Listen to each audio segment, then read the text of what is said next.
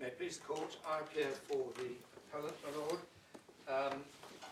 My own friends, Mr. James Strawn appears for the first respondent, Thornton Hall Hotel Limited, and Mr. Alan Evans for the counsel, the second respondent. Thank you. I hope that the court has received, in terms of housekeeping, a core bundle, a supplementary bundle, both done, certainly in my case, in white Gately files, and a bundle of agreed authorities. Yes. And 3 skeleton arguments. Yes. Lord, I'm going to start, if I may, with a review, more or less chronologically, of the key facts, making comments as I go along, and then I will come to my submissions on the 2 points on the appeal, effectively. One I call compendiously delay, although there are sub-ingredients of that, and the other is the substantive matter of whether the planning permission should have been quashed. My Lord, my references will be almost, if not wholly entirely, to the supplementary bundle. If I'm covering matters at any point that the court is familiar with from the reading of the very helpful essential reading list in Mr. Strawn's skeleton or otherwise, then please push me on. My Lord, the relevant planning application is at tab 7 of, I'll call it SB, if I may, supplementary bundle, tab 7. Can I just ask Mr. Lockhart, have you agreed between yourselves how you're going to split up the time today? We haven't, my Lord. I anticipate that I will be 2 hours with a fair wind, as it were, perhaps a smidge more, and I've had a very brief conversation about needing to divvy up the time fairly, but we haven't agreed a specific time estimate. Well, Mr. Strawn, how about you? Well, my lord, it slightly depends on how much of the facts are covered, because, as you'll appreciate, I'm keen to explore the facts with the court. But I'm hoping if my learned friend sits down within 2 hours, then I should be able to cover everything I need to. It may not allow so much time for Mr. Evans, but I'm hoping I will cover at least the majority of the ground you'd want to cover. Right, well, anyway, so it sounds as though Mr. Lockhart Mummery will be finished before lunch. You then need another couple of hours. That takes us up to 4 o'clock. So there's not much time left. What do you say, Mr. Evans? Well, I suspect Mr. Strawn will have covered the vast bulk of the ground that I would have wished to cover, so I think the chances are that I will be able to be fairly short. That's my What does that mean? Half an hour? Less than half an hour? I think it probably could be contained within half an hour, yes. Well, I think you're going to have to try and finish by 12:30. Lord, I will do my very best. Thank you. My Lord, the tab 7 supplementary bundle application for planning permission. I just draw your attention to the proposed development. This is page 37. I hope the bundle is working. Under the description of proposed work, proposed erection of 3 marquees within the Thornton Manor Estate at the dell, the walled garden and the lake to be used for private functions and conferences. My Lord, there's what I categorise as a small point that's knocking around, namely my learned friend Mr. Strawn says the application was for a temporary period. True it is that the committee report we'll come to in a moment did talk of a period of 25 years, which was the period set out in an accompanying business plan, but the application itself, as you see, is silent on any temporary nature, and the planning statement that accompanied the application said in terms that this is for permanent development.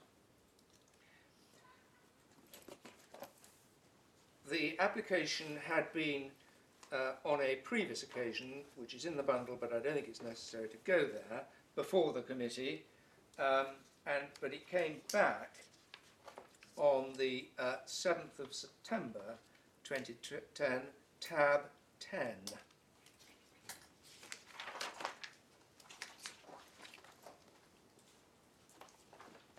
And I think it's sufficient to go to page 61, internal page 20,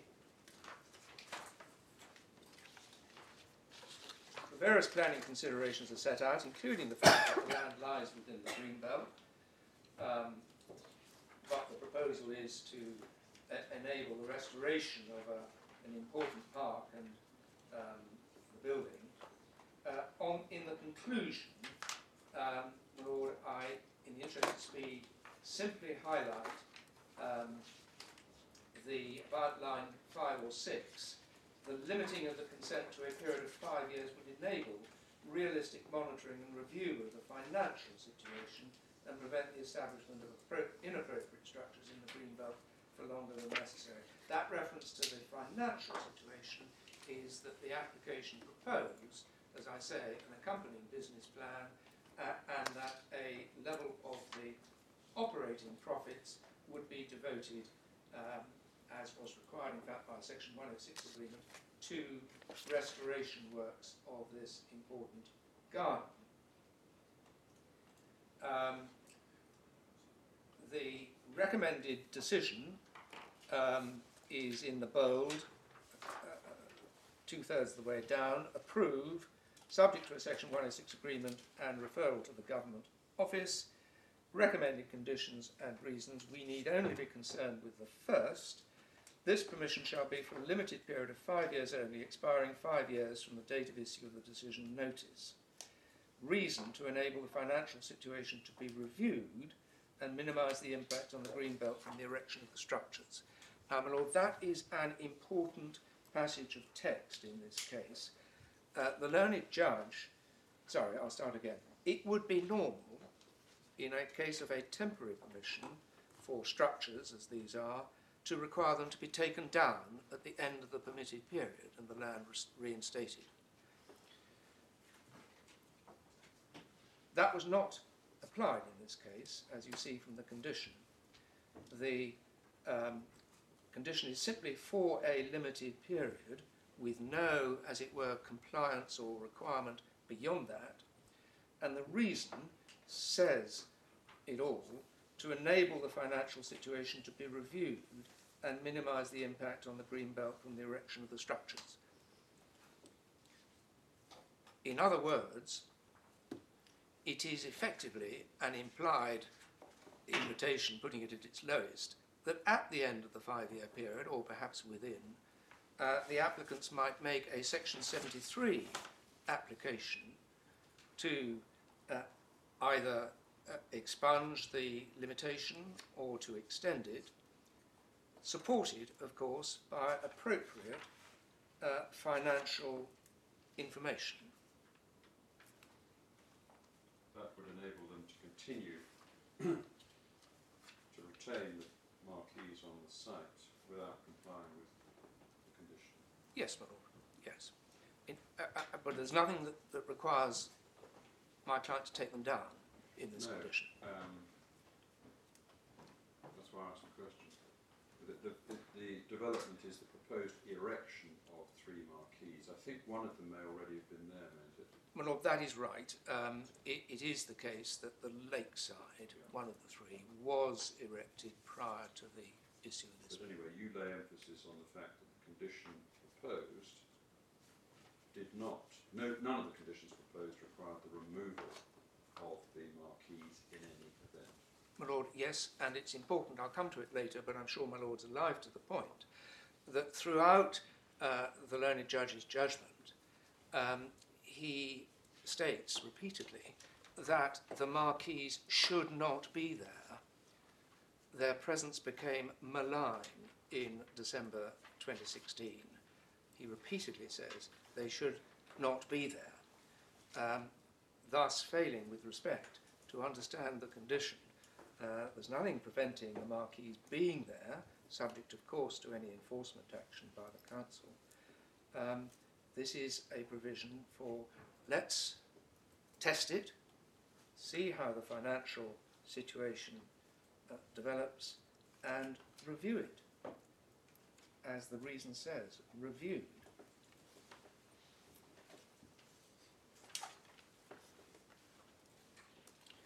And so, my Lord, if one goes to the judgment just while I'm on this point, I'll come to other passages later. Could I invite the court to take out the judgment? I imagine have that separately, or it's in both bundles, I think at tab 14 in each case. Maybe wrong about that.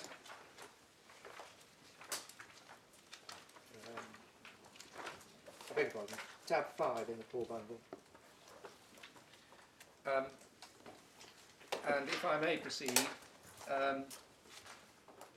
paragraph 4 of the judgment, the error was that the permission issued on 20 December 11 should have been made subject to a time limit of 5 years, such that the marquees would have to be taken down not later than 19 December 2016. With respect, that's a misunderstanding of the permission that would have been granted, and that significantly affected the judge's discretion on the various elements of the discretion he had to exercise. I'm going to tab 11.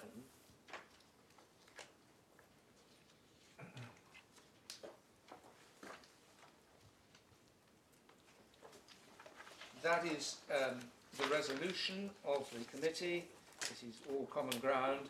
Right to draw attention, page 64, my lord, is the item on this application, and you'll see under item 68 in the bold, resolved that the application be approved subject to reference to the Secretary of State and the Section 106 agreement and the following conditions, and there we see the condition which was in the report and which is really the battleground of these proceedings.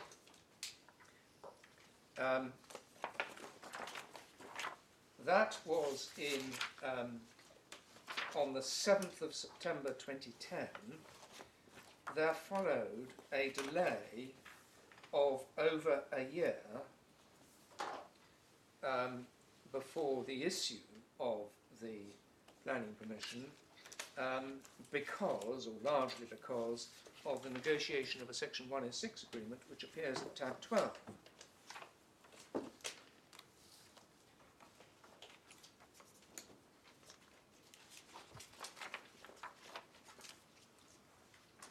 And in the interest of speed, I only draw attention to the following matters in the Section 106, page 69.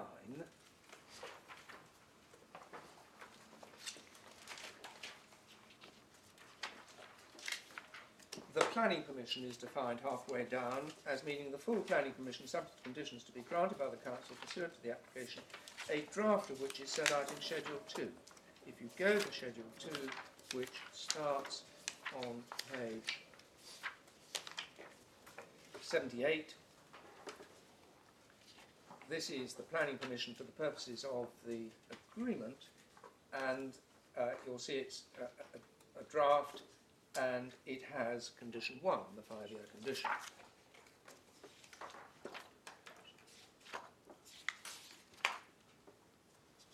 Page 72, this deed is conditional upon the grant of planning permission and the commencement of the development. And that condition, of course, was never satisfied because no planning permission was granted in the form of Appendix 2, a conditional grant of permission. Clause 5 at the bottom of page 72, the owner covenants as per Schedule 3. I'm going to Schedule 3 in just a moment.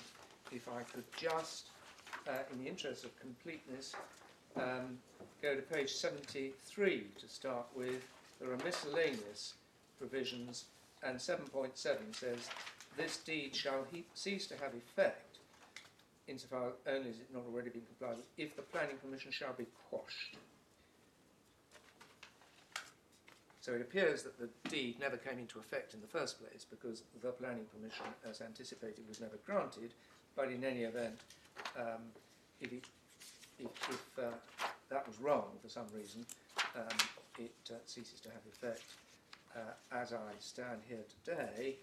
And then the Schedule 3 covenants, Lord, at page 81.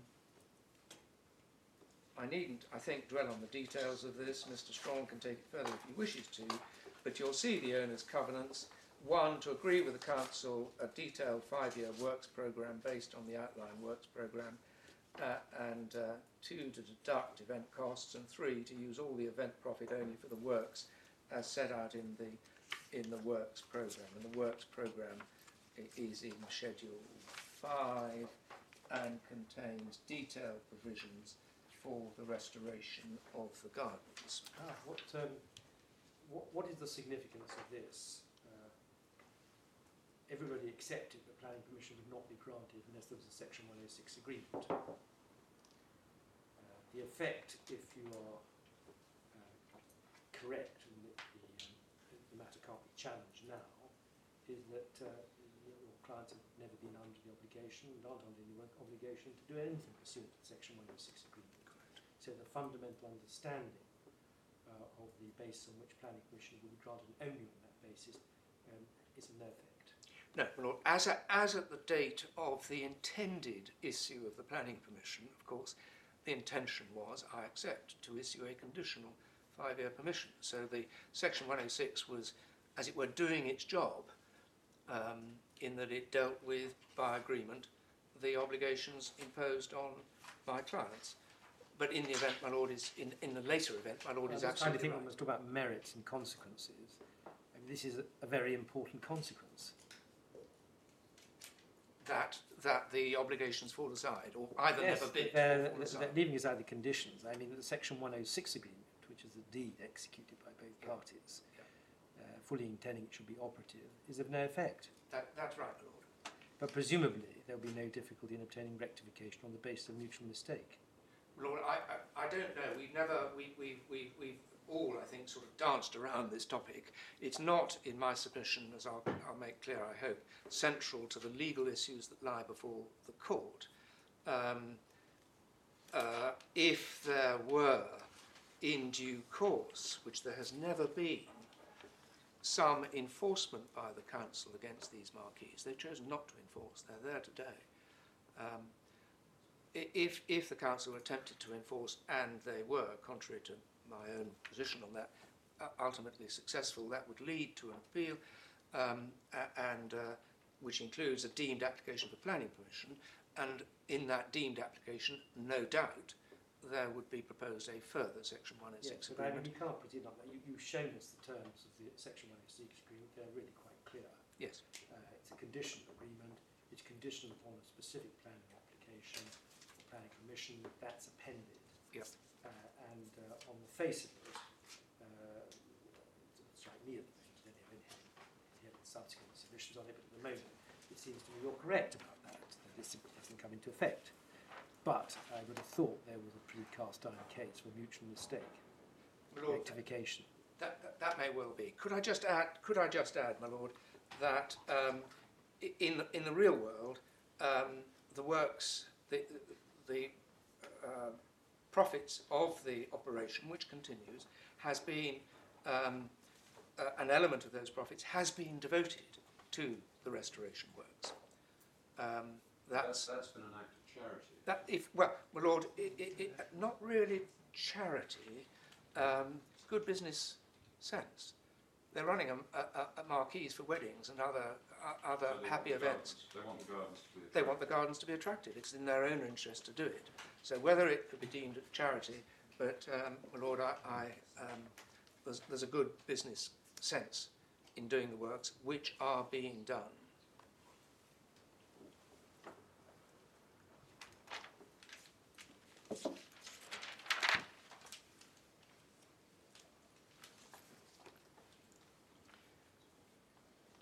Lord, I come to tab 14, which is the document that was quashed in this case. You'll see that it is dated 20th of December 2011. In other words, it followed about a month after the Section 106 agreement. It recites the development, proposed erection of 3 marquees, etc., gives the location, gives, as was required at the time, summary reasons for granting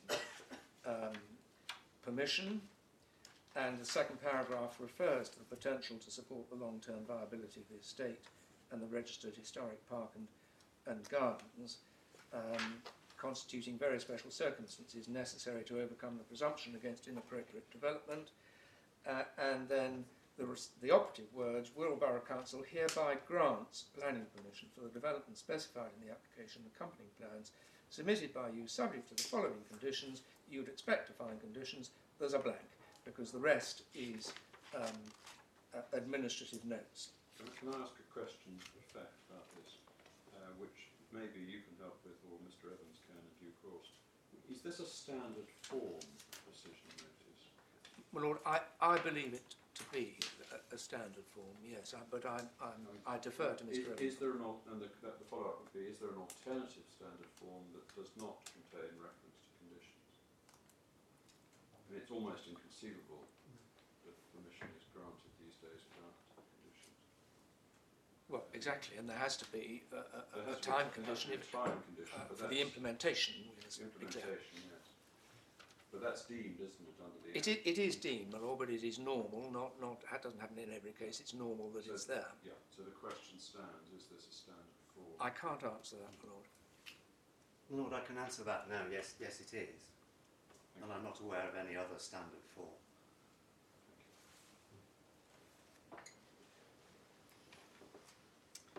Mr. Lockhart Mummery, when your clients received this, if they read it, they must have immediately realised that something had radically changed. Absolutely. I'll deal with that in a moment, but Mr. Landor in his witness statement makes it quite clear that that something had gone wrong, something had changed. Indeed. And because of that uncertainty, he immediately checked the website, which is the authoritative position as to what planning permissions have been granted.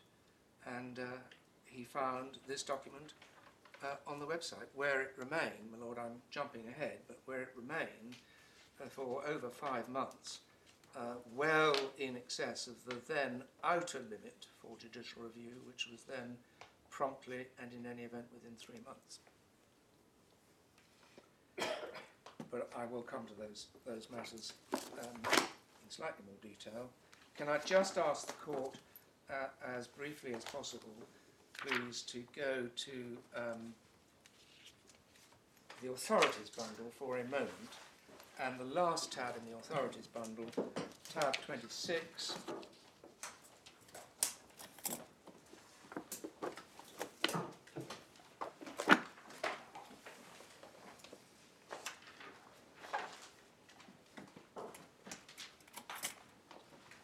This is the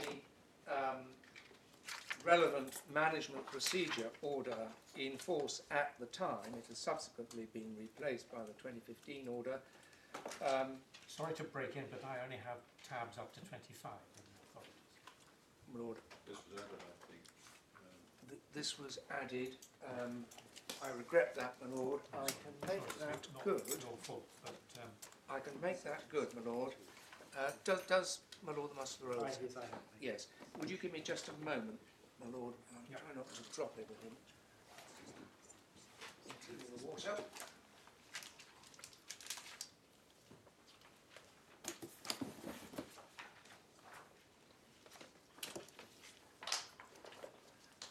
Lord, I can offer 2 things: either a complete bundle, which, as you should have, or my just the document with the order. Just the document.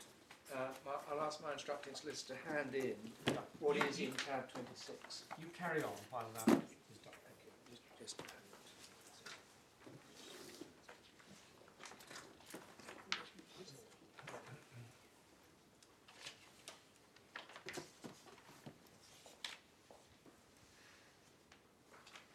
Well, may I proceed? Please do. Thank you. Carry on. Yes, please.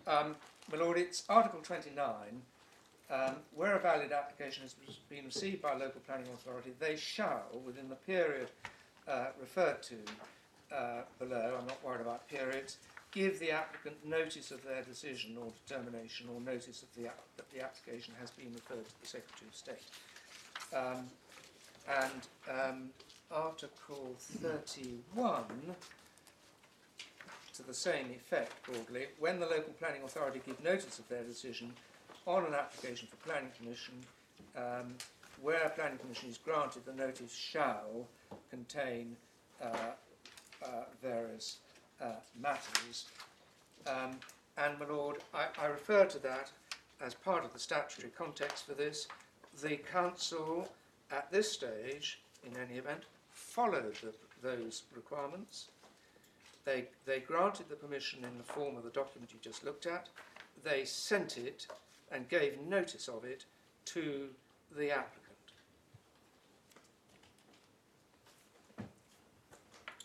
And Mr. Landor deposes in his witness statement that he received the planning permission in the post the following day, and all the documents that accompany the application marked stamped approved.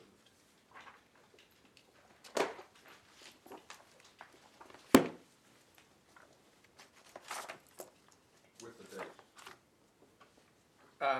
My Lord, I don't think the stamp had a date, but the planning permission had the date. Yeah, so the stamp wasn't adjusted for date. I don't think it was. I think it's stamped with a number of the application and the pro forma approved. Yes. And I have the document. Perhaps it should have been put in this form in the bundle. Stamped in Mr. Landor's office, received 22 December, I'm sorry, I said one day, received 22 December 2011.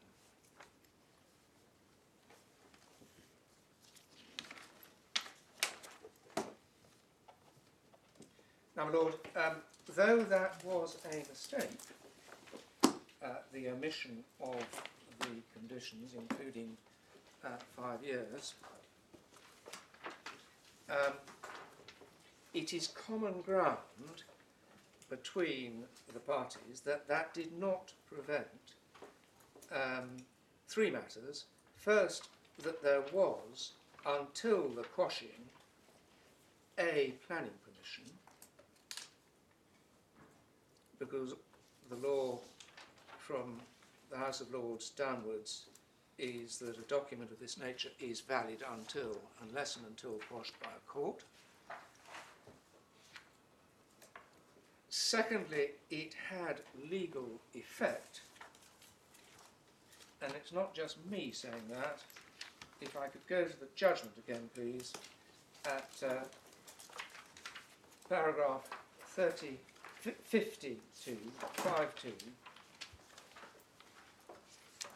I therefore turn to the substance of the JR claim. The first point is I accept my submission. The planning permission was granted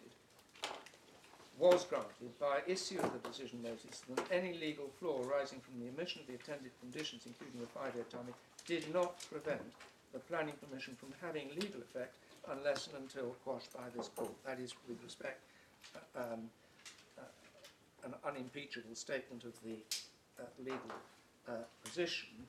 And his lordship went on, and again in terms that are likewise correct in my submission, 55, applying that learning, and I'll come back to that point later, it must follow that the presence of the three marquees did not, and subject to this judgment, does not offend against the law, either as respects their presence at Thornton Manor before 19 December 2016, when a 5-year limit expired or would have expired, or as respect their presence after that date down to the present. However, the question remains whether the court should now grant relief which would alter that position for the future. Again, I do not criticise anything in that which proceeds on the basis of well-established principles. So it is the case for the first interested party in his skeleton that paragraph 11, that the planning permission was unlawful, seemingly from the outset, Not so, that submission would be contrary to long established authority.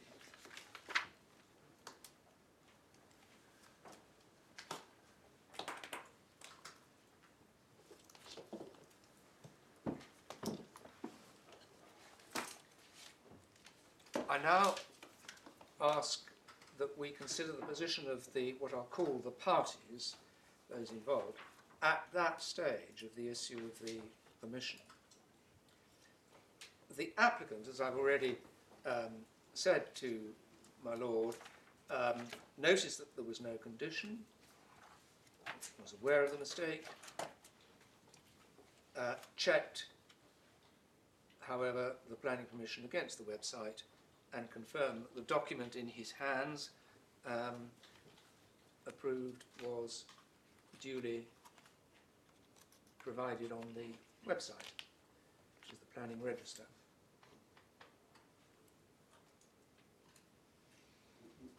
That was the electronic register. The council also maintained, I think at that time, a physical record on the application file. Is that correct? My lord, again, I defer to Mr. Evans. I mean, we've all hitherto proceeded on the basis that everything that's on the register is on the website, and that is generally today the preferred means of all parties accessing planning decisions. So I can't, from my own knowledge, answer my lord's question. But Mr. Landor, still, I think the correct position would be that he doesn't indicate whether or not he checked in a physical record. Nothing may turn on that. I don't think anything. He doesn't indicate that he did. I can ask him. He's never told me that he did do that because, as I say, the website was the proxy, as it were. My lord, there's been. I can only answer it negatively. There's been no suggestion that this document was not on the physical record if a physical record was still maintained. As I say, it is now common ground that the planning permission as issued was the planning permission and the only planning permission. Now, my lord, there have been layers of criticism, as you see from the judgment, by the judge and the interested party in particular, that the appellant, quote, remained silent, and that everything that later occurred is effectively lies at the door of the silent appellant, and for that reason, perhaps above, certainly equal to all other reasons of the learned judge, the appellant was, as it were, the author of the misfortune that's followed, and discretion should be exercised against him. Not so. In this sense, my lord, the accusation is that we remained silent. We didn't tell the planning authority. The planning authority knew. There was nothing to tell the planning authority. They were aware, obviously, of the committee report, the resolution, the 5-year condition. They themselves typed out the planning permission.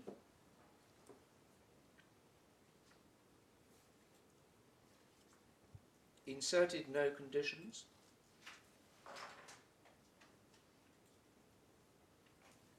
Dated the planning permission, stamped all the other documents, and sent them to the applicant and put them on the website.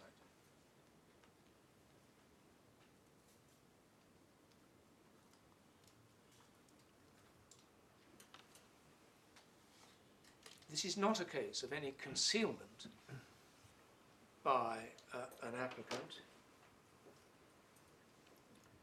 or in my submission of any other devious conduct.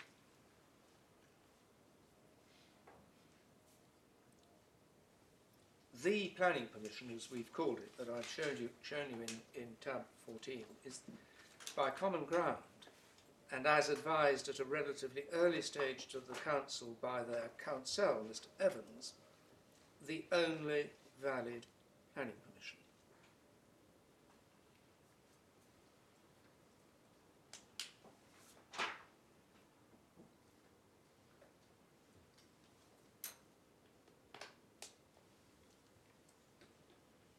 and I ask rhetorically, what could the planning authority, the council, have done?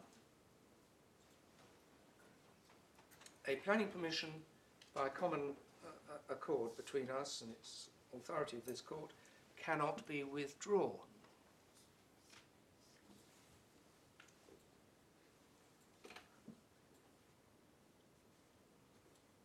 What about revocation? My next sentence, my lord. Sorry. I'm at pains in my skeleton, perhaps not fully enough, and I will be at some pains today to emphasise that planning, as Lord Scarman said in the classic judgment in planning, Pioneer Aggregates, the creature of statute. There's no need to fill the gaps. Parliament has dealt with the matter in the way it wishes, and it is a comprehensive code. It includes, as my lord was anticipating, powers for revocation by agreement or without agreement.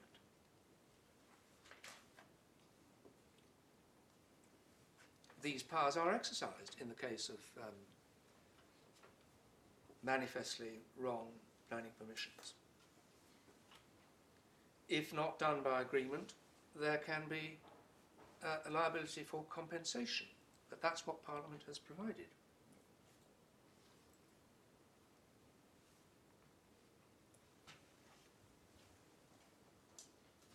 An alternative remedy would be that the council or an officer of the council or the mayor or whoever it could be could have taken judicial review proceedings. There's plenty of authority of this court that such a person has locus to quash his own council's or seek to quash his own council's planning permission.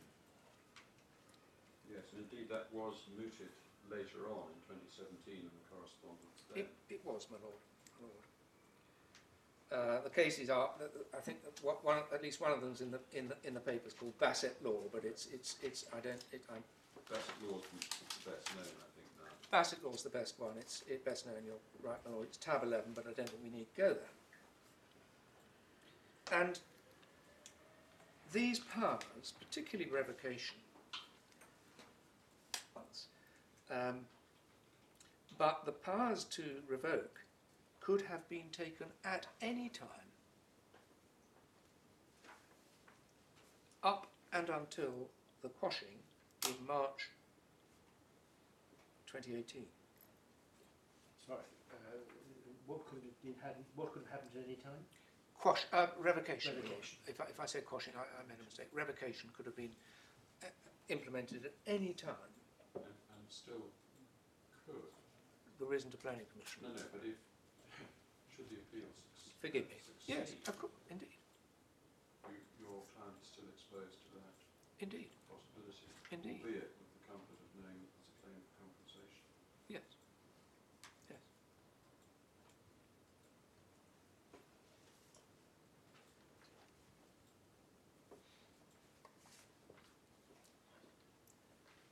And of course, if the planning authority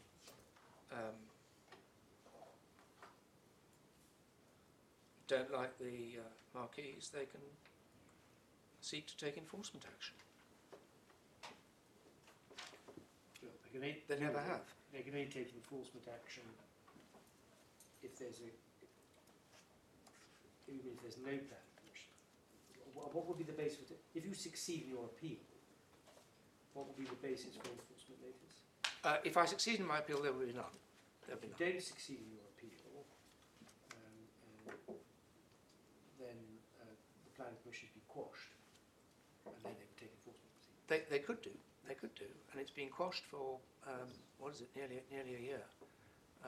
Now it may well be they're being very sensible and waiting this court's resolution. I'm not seeking to criticise them or make any prejudicial point, but I'm dealing with the theoretical avenues. Yes, but I'm just not quite certain where the fact that they could take enforcement proceedings if you fail in your appeal helps the analysis one way or the other. Well, Lord, it doesn't help the legal analysis. Perhaps it's a distraction. Forgive me, but I'm more concerned in what I've just said with revocation, which And what is the, can you just help me on this? I will be very familiar with it, but I'm less so. How do you measure the compensation if there's revocation? you measure it normally by the diminution in the value of the land with and without the planning permission, and there is, I think, the ability to claim also certain consequential losses.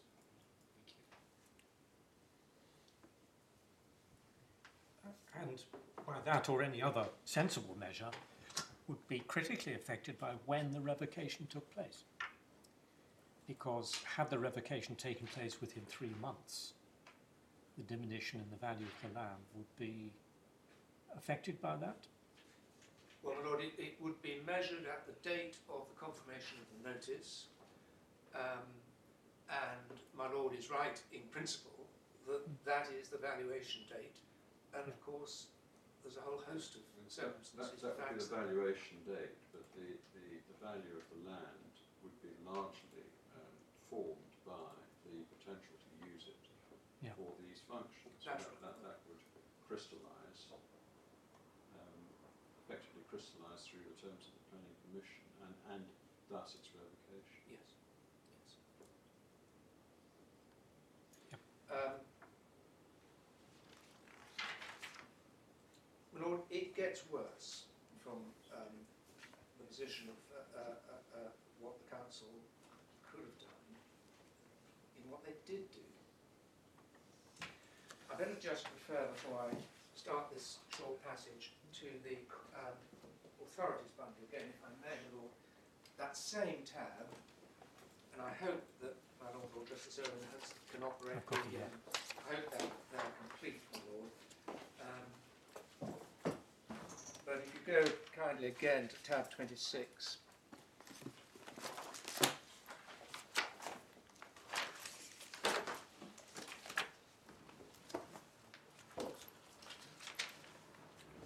This is 26 in each bundle?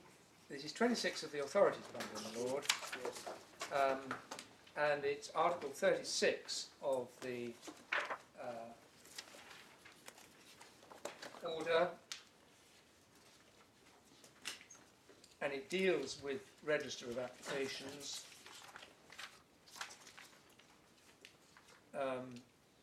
36. Yes. Yes. And my lords might be interested, it's not any part of anyone's submission, but if you go to the very last page of the bundle, Article 36, sub-article 14, where the register kept by the local planning register authority is kept using electronic storage, the authority may make the register available for inspection by the public on a website. So that's the authority for the website being the modern means of the planning register. But going back to earlier in the article to the first page of Article 36, sub-article 4, Part 2 of the register shall contain, in respect of every application for planning permission relating to the local planning register authority's area, little c over the page, the decision, if any, of the LPA in respect of the application, including details of any conditions subject to which permission was granted, the date of such decision, and the name of the local planning authority. So there's the obligation to enter the decision and keep it.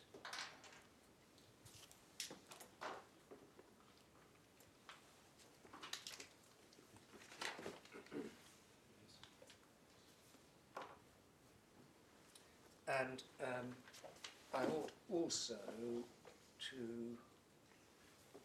in terms of the statutory scheme for completeness, forgive me, go to section 69 of the Act, which is in tab 25. No, it isn't. Tab 19.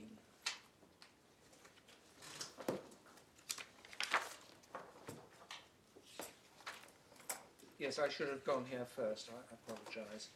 Tab 19, Section 69, Register of Applications. The LPA must keep a register containing such information as is prescribed as to applications for planning permission. Subsection 2, the register must contain A, information as to the manner in which applications have been dealt with. 7, it must be kept in such manner as prescribed, must be kept available for inspection by the public at all reasonable hours. So that's the authority for Article 36, which I prematurely went to.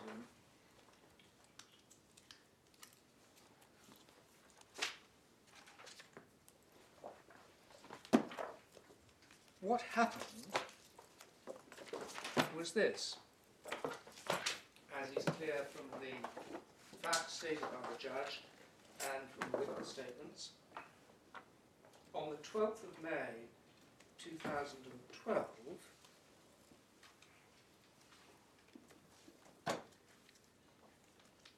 the planning permission was taken down from the register.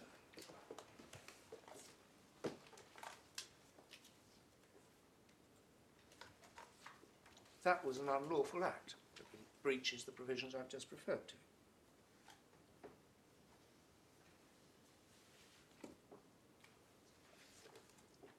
Worse still,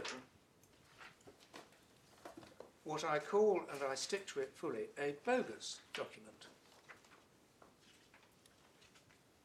was created on the 12th of May, on or about the 12th of May, and backdated to 11 November 2011.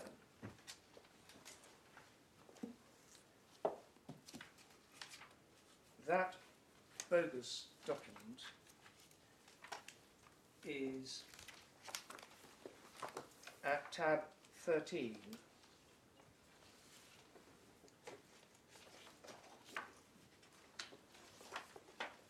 It's common ground that this document was never a planning permission.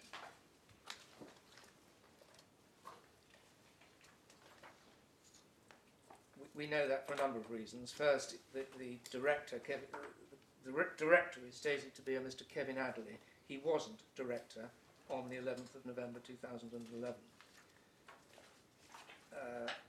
It backdated to a date when no planning decision was made. It's a fraudulent document, frankly. It's a bogus document. Well, it's plain, isn't it, that the document is identical to the planning permission attached to the Section 106 agreement. That's right, my lord. But it was and that fits in with the date, because the date is also the date of the Section 106 agreement.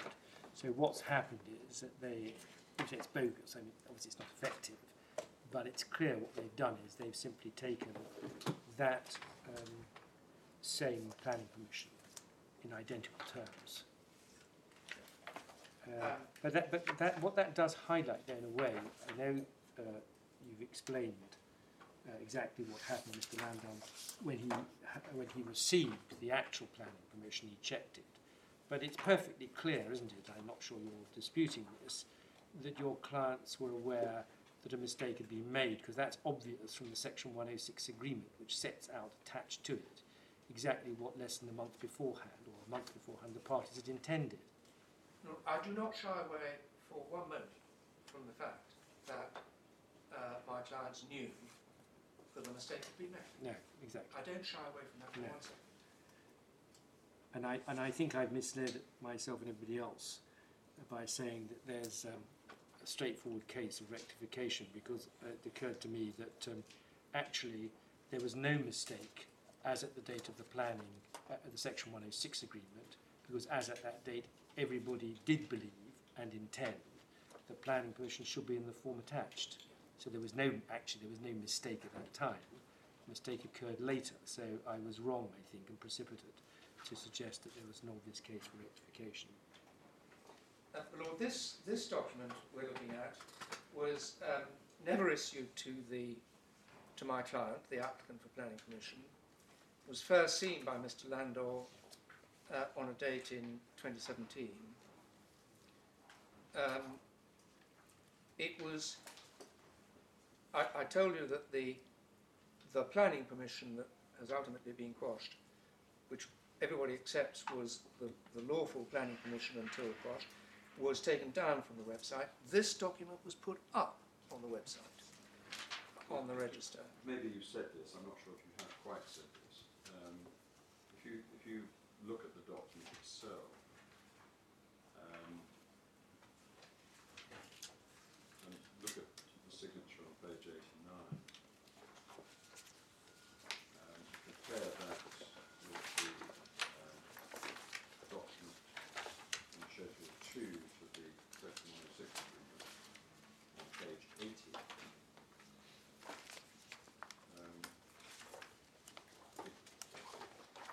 You almost said this, but not quite. Clearly that has been a deliberate, I'm using a neutral word, a deliberate change in the title of the officer concerned. And that's let's put it this way, a conscious change of the document to reflect Mr. Adley's status in May 2012 as it then was. It wasn't simply a lift and substitution of the website, it was a consciously shared document. Yes. And this document, which is accepted, this document tab 13, which is accepted never to have been a planning permission, as I say, was put on the website on or about the 12th of May 2012. It is still there. It remained there throughout. So for some reason, although the council had been clearly advised by Mr. Evans in 2017 that this was never a planning permission, it remains on the website, remains on the register. So if we went to the register this morning, we'd find it there, wouldn't we? I did so yesterday.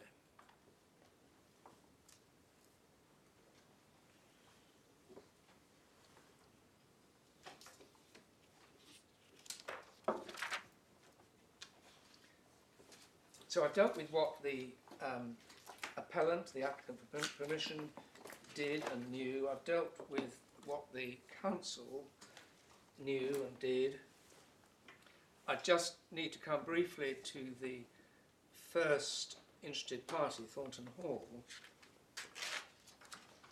They've put in a number of witness statements through their planning consultant, I think Mr. Gilbert. They simply assumed, so it seems, they simply assumed that the document attached to the Section 106 as a draft, consistent with the terms of the officer's report on the resolution, had been granted and put on the had been granted in a conditional form. This is important, as the court will appreciate from the decided cases of this court in this area, including not least Gerber. This is a case not of an uninformed citizen, a lay resident as it were. This is a case of a significant commercial company with retained expertise. Mr. Gilbert had been instructed to make representations to the planning permission and did so, to the planning application, and did so copiously.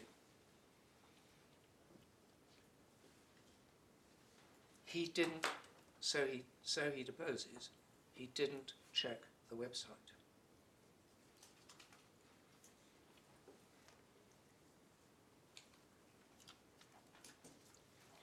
That was, in my respectful submission, a very high-risk strategy.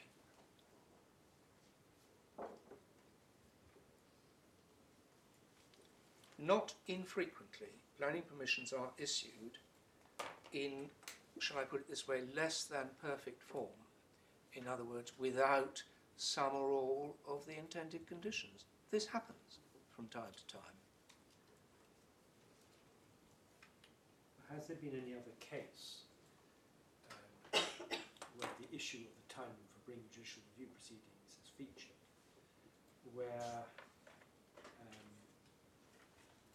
somebody has, for example, attended the committee meeting, heard the resolution, and then not checked, and only found out after 3 months? Well, effectively, Gerber is that case, my lord. This is a case of wind farms where the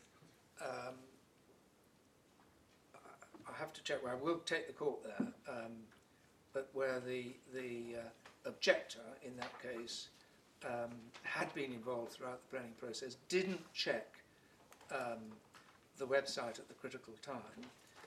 The windmills, the planning permission was granted. The windmills were built, and he then applied for judicial review, saying he's only just discovered it when the windmills started to go up. And the High Court, unusually, quashed the permission long after the event, long after the development had been completed. This court overruled the exercise of his discretion, and the judgment is Gerber. The main judgment is Lord Justice Sales. Lord, in the interest of time, if my learned friend's going to make that submission, he better take you to the facts of Gerber, because that's clearly not what happened. Mr. Gerber, He's going to take I'm going to I think the question was there an example, and you'll see that's not the case. I will go there. In any event, it is common ground that the first respondent, original claimant in these proceedings, didn't check the website. If it had checked the website at any time between the 11th of December 2011 and the 12th of May 2012, a period of 5 months, he would have seen the permission and could have taken prompt action. The 20th of December to the 12th of May. Correct. I think you said the 11th, but it was the 20th. It was the 20th. Forgive me. So that it's common ground, as a matter of fact, that throughout that period, the issued planning permission was on the website and was the only planning permission on the website. That is common ground.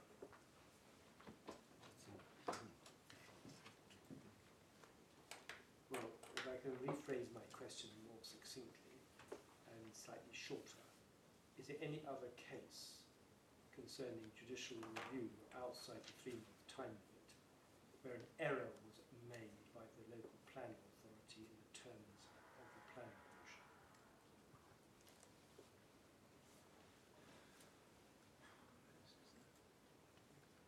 I don't think there is. Okay. Thank you.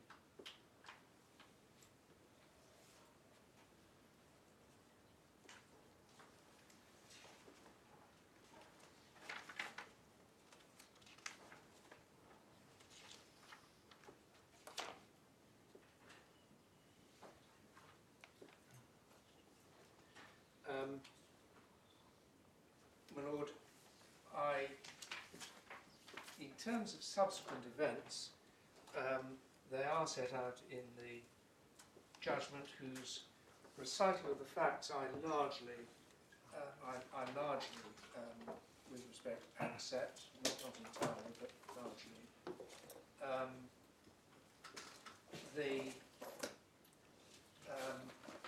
court will have read this, but I just draw the court's attention to 2 witness statements. One is at tab 26.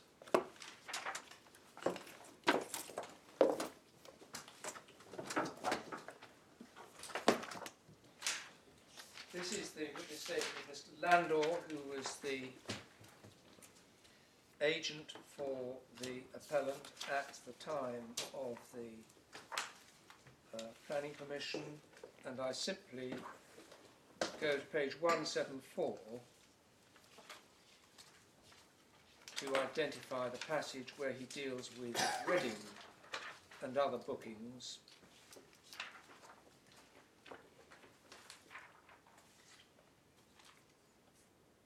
He sets out in that box, as you'll see, the events and weddings from 2017 to 2020. And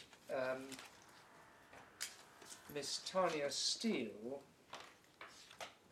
who is at tab 30,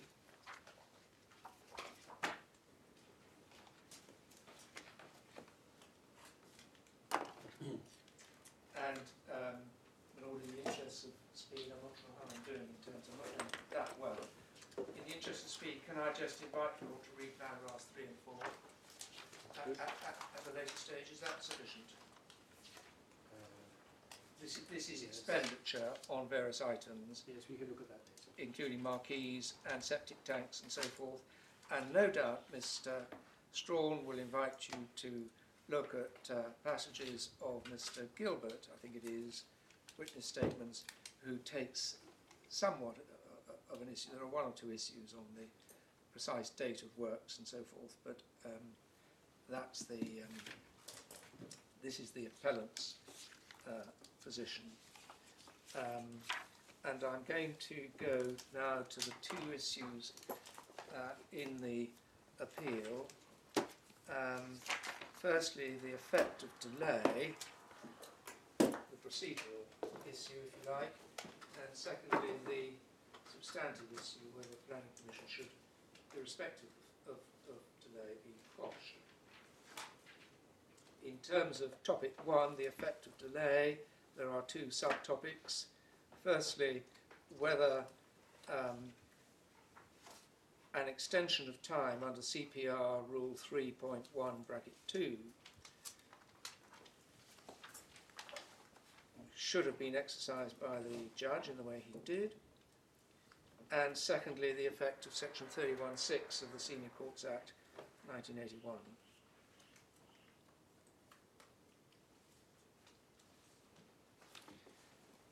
In Gerber, my lord, which is in the authorities at tab 3, I think, 2. In Gerber at paragraph 62,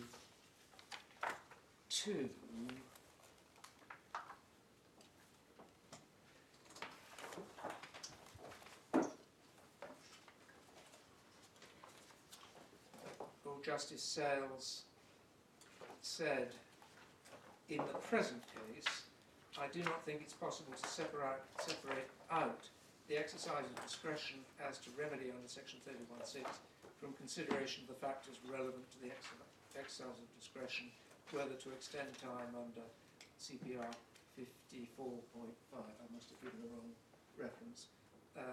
The longer the delay after the grant of planning permission, the greater the risk and extent of hardship and prejudice to the participants in that case. So,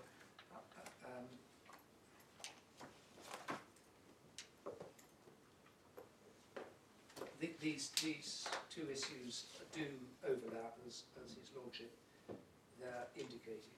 I deal with extension of time. The relevant time period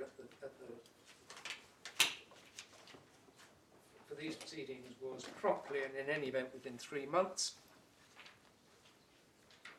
and that's now been shortened since 2013 to an absolute period of 6 weeks. There's no prompt, so the outer period has been halved. No criterion of promptly. You must launch your proceedings within 6 weeks of the qualifying event when the cause of action arose. The court remaining, of course, because it's a rule provision, the court remaining with a discretion to extend time in appropriate cases.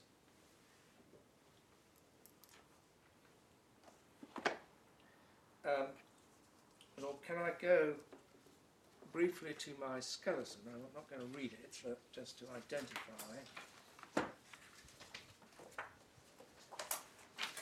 this is dealt with. My skeleton at page 4 to 5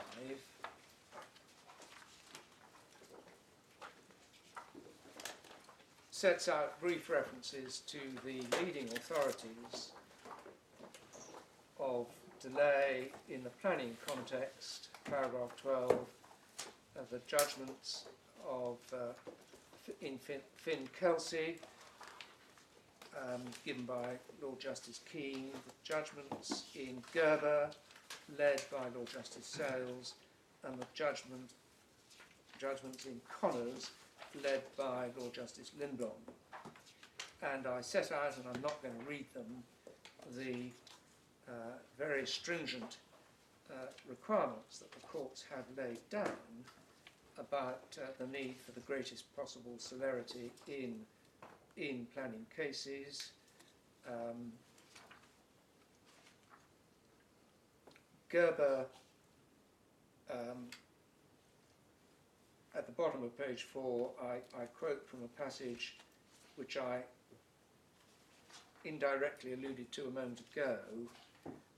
If there's compliance with the rules, potential objectors among the general public would have been given what is normally to be regarded as a fair opportunity to learn about and object to a proposed development before planning permission is granted. Landowners are expected to be reasonably observant in keeping an eye on developments in their locality which might affect them. And he continues over the page. I won't read this. I strongly pray to aid, of course, in 15 and Lord Justice Lindblom in 16.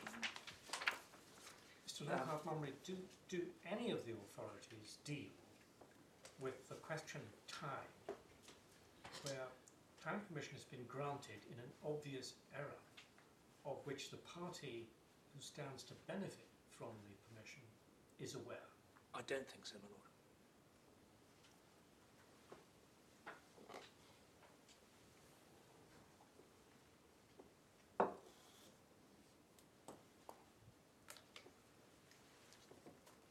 Can I go to Gerber, which is tab 2?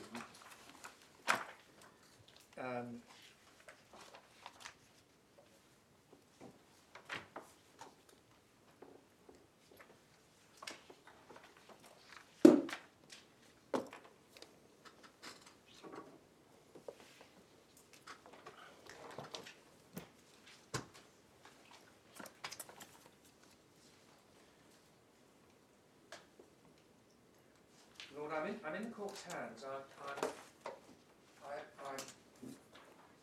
anticipate I will finish by 12:30. I think. This is an important case. A point's been taken that I didn't present the position fully accurately. Would it help if I read the head note? No. If you want us to, I think it's probably quicker if there are large passages. We can read them if you tell us what they are. We'll read them now, but to ourselves rather than reading them out. Thank you. Well then, my lord, it'd be as well to read the head note. And if you'd indicate when you've done so, I'll take you to the key passages in the judgment.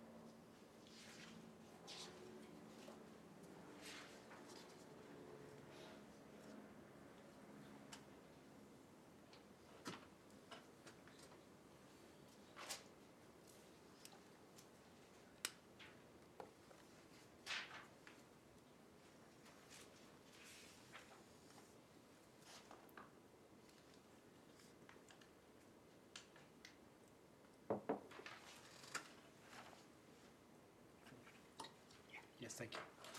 And but also, so far as the passages in the judgment, I'm open obviously to prompts from the side of me, but for my part, if you went to paragraph 60,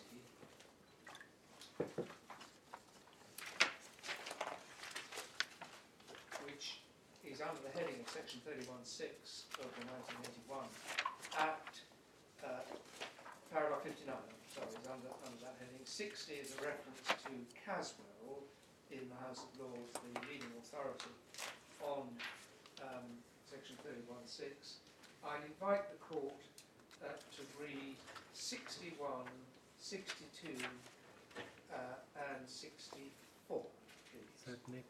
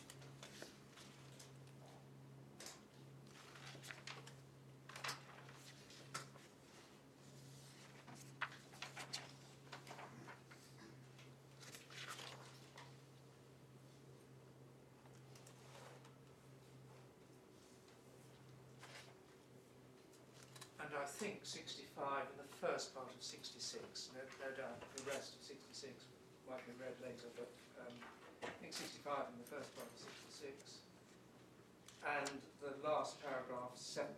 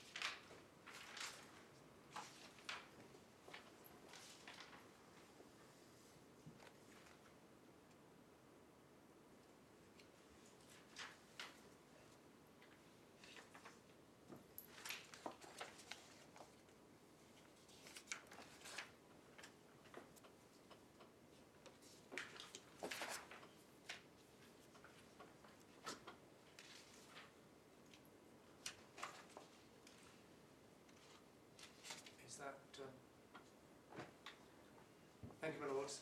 I'm moving to my submissions in just a moment on extension. I want to come back before I do to the passage, the point I raised right at the outset, please, from the judgment.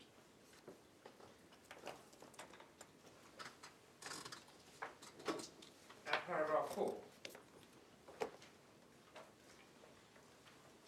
And the misunderstanding, as I earlier pointed to by the learned judge, of what condition 1 would have provided and implied.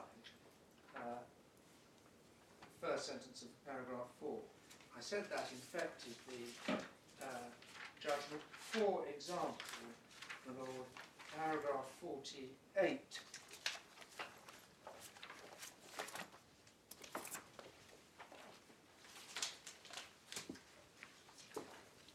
Particularly the last sentence, their presence only became malign, if at all, in late 2016, not in 2011. I'll come back to what else is in that sentence. And paragraph 71.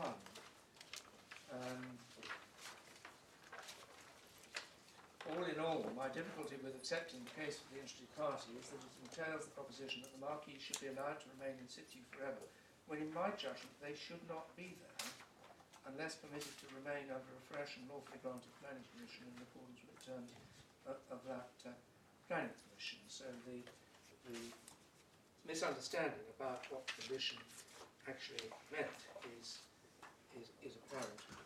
Now I'm turning to my submission specifically on extension of time, and the judge is clear as to the passages in which he deals with this. They start at paragraph 46.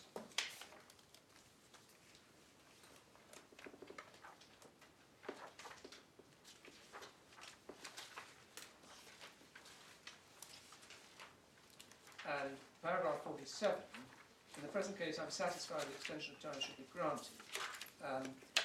Now, my Lord, the reasons for the extension of time are in 47 to 51, 51 starting, I therefore grant the extension of time sought.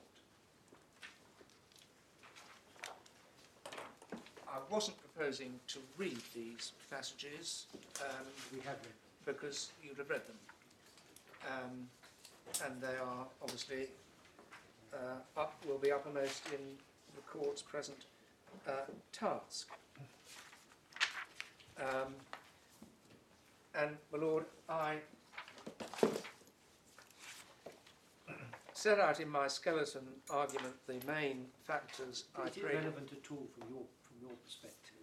The judge doesn't refer at all to the right, still remains, I understand it, of the local authority to revoke.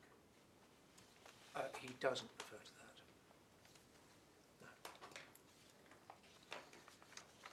No. Lord, I've taken the liberty to save time in producing a two-page speaking note, if I may, specifically on the reasons why I say the judge erred in principle. May I hand that in?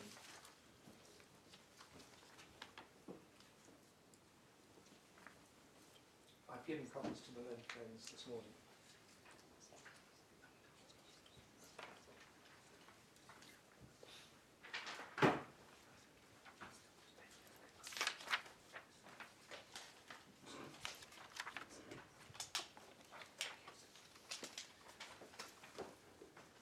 And I'll just read this, if I may, and amplify if necessary.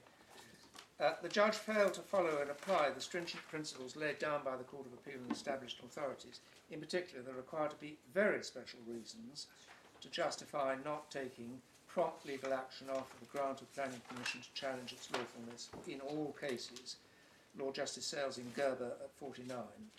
This test is simply not applied in the judgment 47 to 50, and may, J40, have been overlooked. I say that because the relevant passage in Gerber is not earlier cited by his lordship. 2. The judge gave improper regard and weight to the conduct of the appellant, i.e. because it knew of the error and chose to remain silent about it. This approach leaves out of account the facts of the matter, namely that the council knew of the error when it made it in December 11, reminded itself of the error in May 2012, and has from May 2012 to date had on its planning website the bogus backdated so-called planning permission dated November 2011. Therefore, throughout the whole period, the council has chosen not to publish, including to the first respondent, the error of which it was aware throughout. Third, the judge even failed to consider the council's unlawful conduct in removing the planning permission from the website in May 12 and posting the bogus planning permission backdated to 11 November 2011. These actions can only have been intended to suppress wider knowledge of the error it had made. 4. The judge failed to understand and interpret the 5-year condition 1. He believed that its effect was that the marquees would and should not be there after 19 December 2016. References given. Condition 1, properly understood, did not require any removal, but anticipated a review process for future consideration by the council. 5. The judge improperly had regard to and gave weight to his own views as to the planning merits of the matter. Judgment 48, their presence became malign, if at all, in late 2016. The interests of the public and the integrity of the planning process not being excluded from consideration by this court. The council, as local planning authority, is, subject to any planning appeals, rightfully the sole judge of this matter. It can seek the removal of the marquees by enforcement action if they judge that action to be expedient, having regard to all material considerations including the development plan. No enforcement action has been taken. The judge, in considering lateness, had regard to the suggestion that the marquees only became malign, if at all, in late 2016, not in 2011. The relevant date is when the grounds for the claim first arose in December 2011. The prejudice to the appellant, due to the potential quashing, is completely ignored in the relevant passages. Further, the expenditure on marquees and infrastructure by the appellant was wholly ignored in the judge's assessment later on in the judgment. You don't find that dealt with anywhere. I've only got 2 pages. You should only have 2 pages. I haven't got it. Paragraph 7 is the end. Oh, I see. Now, on your paragraph 7, in this note, presumably it will be said against you that while this might be, in some circumstances, a very important factor, I think it's one of the factors mentioned in Gerber, in a case where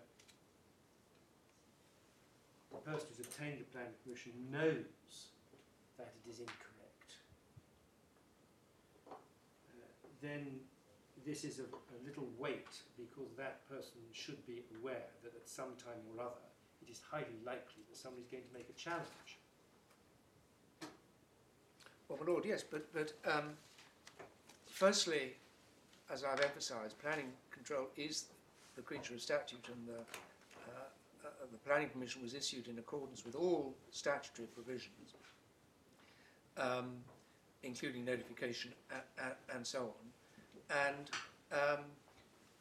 Parliament has prescribed a period during which action in the courts can be taken. And we didn't seek to hide anything. The council did, but it was open to anybody who was who wished to be informed of the matter to do so, and they didn't.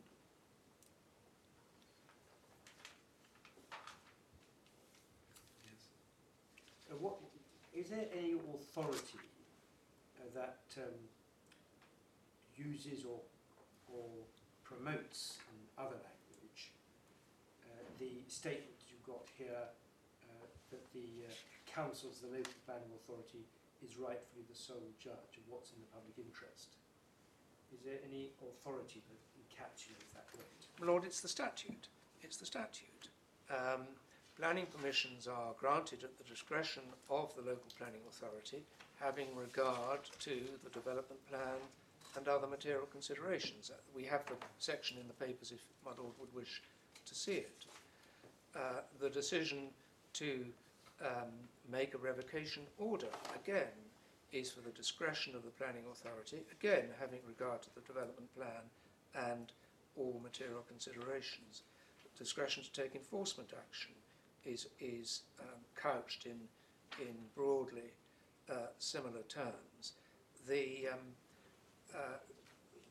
planning court, and indeed this court, has been riddled over the years with claims that the planning authority should have done this, or should have given more importance to that, or should have given weight to this.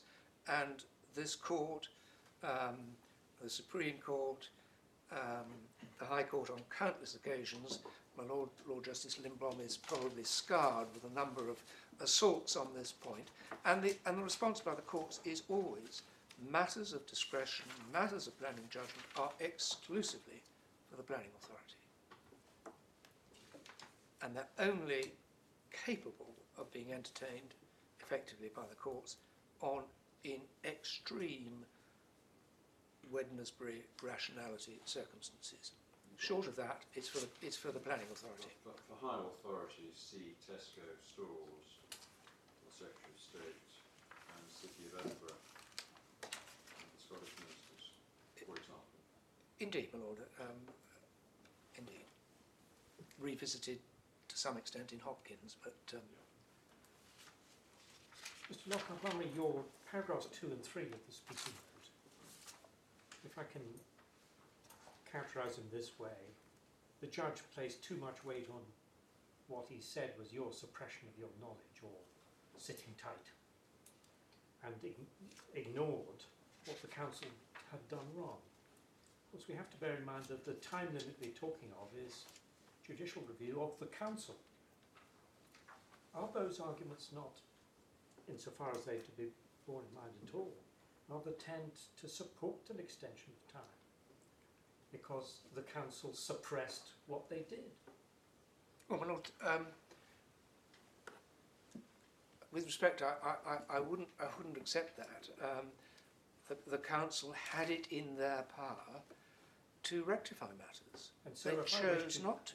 Forgive me, but and therefore, if they had it in their power and didn't, and I wish to challenge their decision and say one of the reasons I didn't know about this was that the council suppressed it for a long period, why does that not, should that not encourage the court to extend time?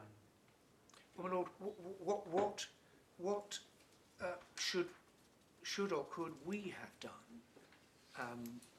I've been completely open with the court that we knew that an error had been made. What could we have done? There was nothing to tell the planning authority, as I've earlier submitted. They knew. They knew in December 11. They knew in May 12. Well, you had a choice. You took a risk that the error wouldn't be challenged by some, on one view. Indeed, how else could we view the facts here? Well, my lord, yes, we proceeded to implement the planning permission, and no doubt there was considerable relief when no challenge was made within the period that Parliament has prescribed. Isn't that another way of accepting my proposition that you took a risk? Well, my lord, any developer who is granted a planning permission that has gremlins of various seriousness within it will take a risk, but Parliament has prescribed how that risk is curtailed. Well, the authorities, in one way or another, come back ultimately to the principle of certainty and consistency in the planning system, so that everybody knows where they stand. So that after, be it a statutory time limit, which is the a fortiori position, or judicial review under the CPR, there comes a point at which there is a degree of certainty about what the position is. In other words, delay beyond that point is itself a risky thing for those who do delay. And the courts have said repeatedly that there is a public interest. I'm sorry, I'm merely repeating what my lord said, but there is a public interest in that certainty, both for the applicant and for the world at large. Because, of course, one should never forget that there is the world at large. There are other parties affected by planning decisions, as well as the applicant and the council. And all the cases are concerned with providing that certainty after a limited period.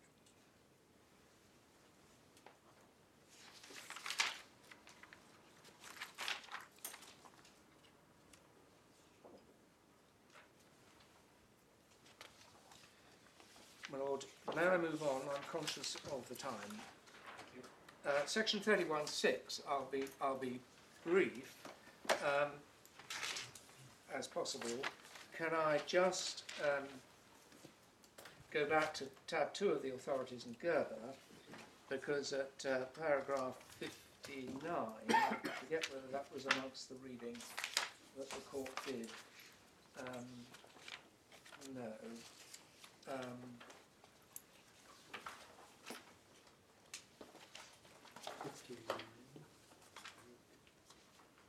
You want us to read 59? I think I do, my lord. Please.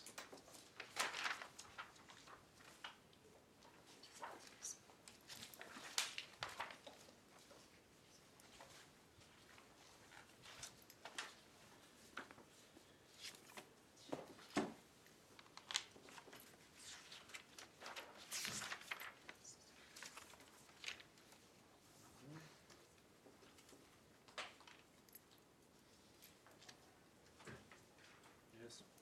And, my lord, can I go to the judgment where this section is dealt with, which is at paragraph 68.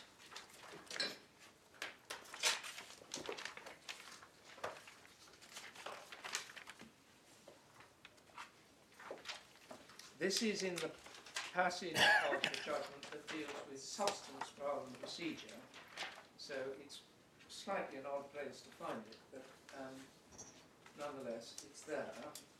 Eighth, it is said that it would be detrimental to good administration if the marquees have to be removed. Normally, detriment to good administration in public law cases relates to the undesirability of interfering with the provision of public services rather than commercial interests. I see no detriment to good administration in rectifying the error. I think it is detrimental to good administration that the marquees are still there. Good administration includes correct implementation of planning decisions. Now, my lord, I make three submissions or three comments, if I may. Firstly, there is no reason to downplay commercial interests. Most planning decisions affect commercial interests.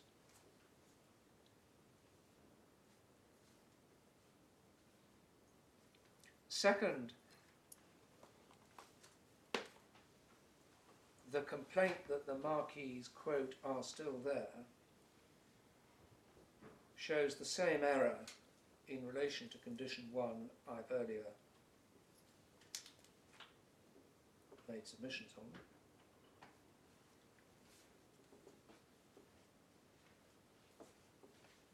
Sorry, the complaint that the marquees are still there shows what? The same error in relation to the proper understanding of condition 1, my lord, on which I've made nothing in the condition as it would have been would prevent the marquees still being there.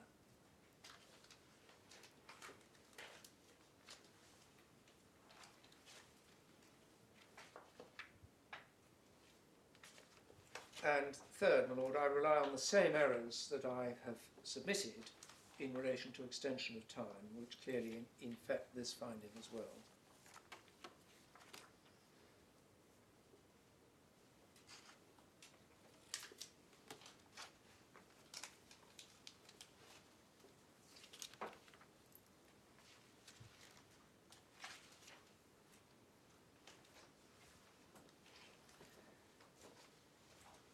Can I move to the second main topic, briefer, the substance of the claim, which is dealt with in paragraphs 52 onwards. I therefore turn to the substance of the claim. Sorry, paragraph? 52.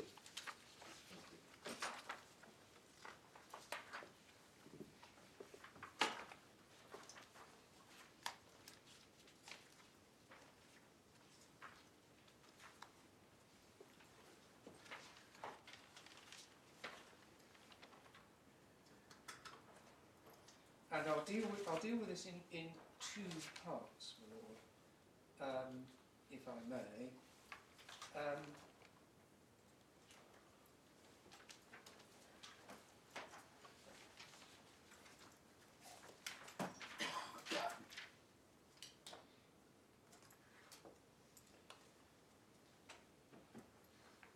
The first is authorities on planning permission permissions issued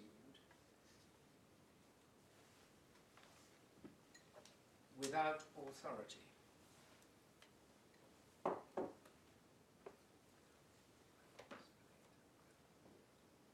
I make the preliminary point that there is nothing in the Planning Acts which deals with the internal workings of a council, a planning authority.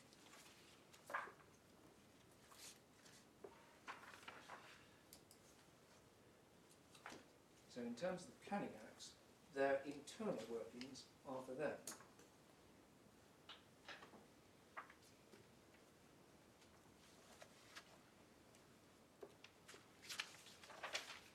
There are authorities where grants of planning permission have been quashed. When the authority was not to grant planning permission at all.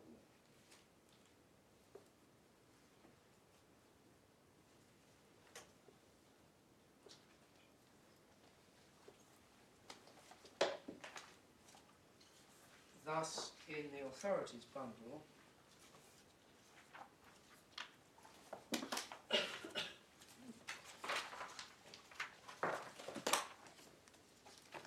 tab 15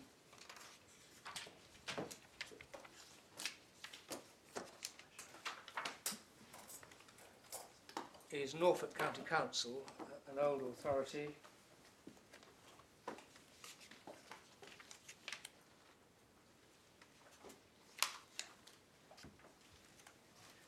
And I needn't, I think, read the head note. The facts are stark and simple. The resolution was to refuse planning permission.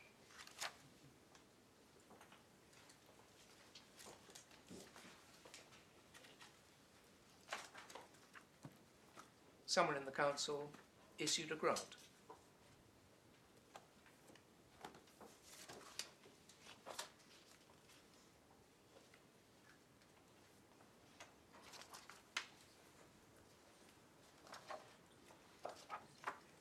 The divisional court, it must be, I think, with the Lord Chief Justice in the chair, quashed the planning permission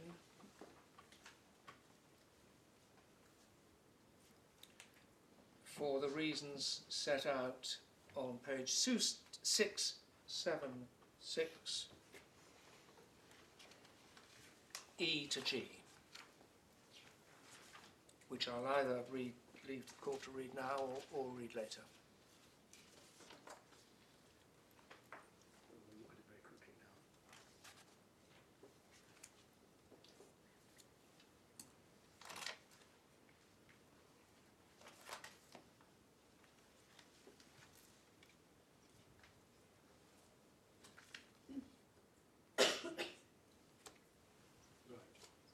And while we're looking at that, my lord, if you just, since we're near the end of the authorities bundle, go to tab 20, please.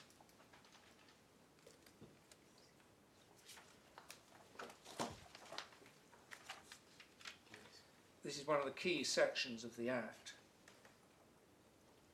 1. Where an application is made to a local planning authority for planning permission, A, they may grant planning permission, either unconditionally or subject to such conditions as they think fit, or B, they may refuse planning permission. So it's a binary choice in that sense. The other authority is a much more complex authority where I'll just summarise the position. It's in tab 14. It's this court in a case called Cooperative Retail Services, a long judgment with a very complicated set of facts. My lord, in essence, this was a case where there were two authorities involved, a district authority and a county authority, the resolution of the district authority was that the county authority had to be involved in any grant of planning permission, and there was a reference procedure, as often used to happen. And what happened was that that procedure was hijacked effectively by an officer of the district issuing a planning permission before the statutory county authority had time to give its position. So in other words, there was not, as in Norfolk, slightly different facts, there was not authority to grant a planning permission, which was nonetheless issued.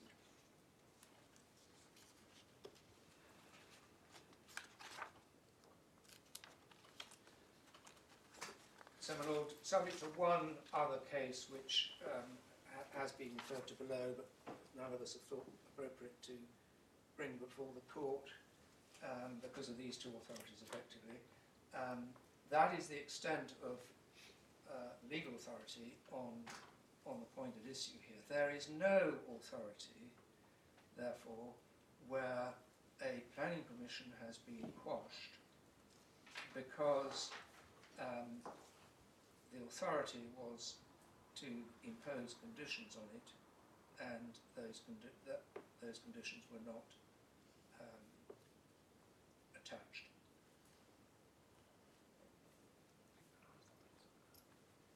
And I submit for very good reason. First, there is the binary choice in the Act, and this was a case of authority to grant, and a grant was made.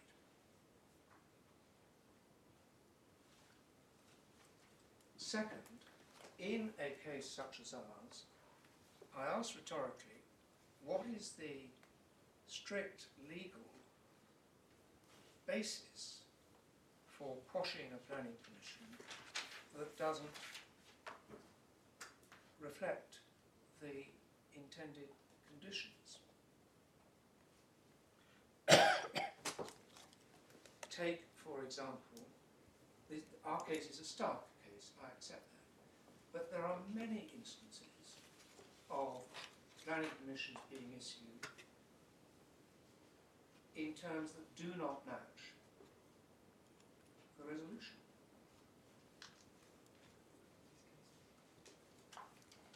Well, there is one going to the Supreme Court in May, called Lambeth.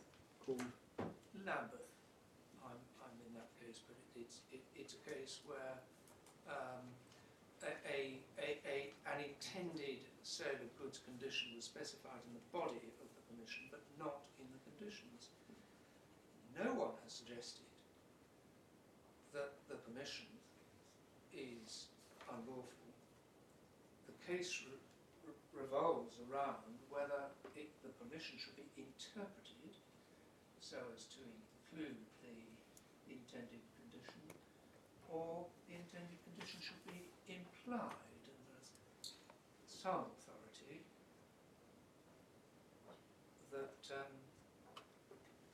in any event, some conditions can be fleshed out, authority of the Supreme Court, by imposing a compliance condition. But, my Lord, I respectfully suggest that there's no proper legal or jurisdictional basis to quash a planning permission such as in the present case. The Act will provide, Section 97 and so forth.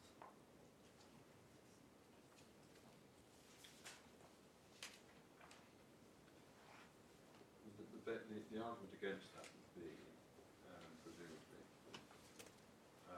that if you look at Norfolk and you look at Taff-Ely, those were cases in which the resolution was not reflected in the grant, or reflected in the decision notice, as we I accept that.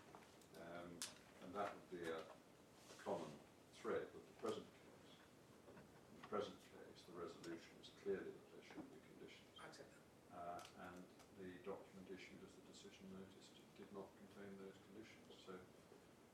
that basis, there is a clear analogy between the two kinds of case.